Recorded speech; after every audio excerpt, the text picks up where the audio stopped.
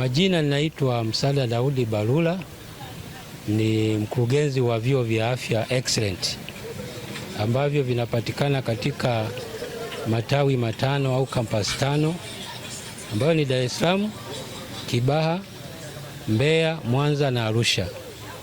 Na kulingana na uwezo tulionao wa kimiundombinu, tungewapata wanafunzi wote wanaostahili kwenye hizo campus wanaweza kufika wanafunzi 4,000.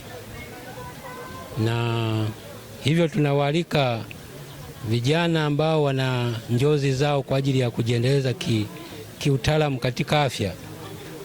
Excellent ndio chuo chako na chuo bora kwa ajili ya kutimiza malengo yako, na tunapatikana katika mawasiliano ya simu. Kozi pia za ustawi wa jamii pamoja na maendeleo ya jamii.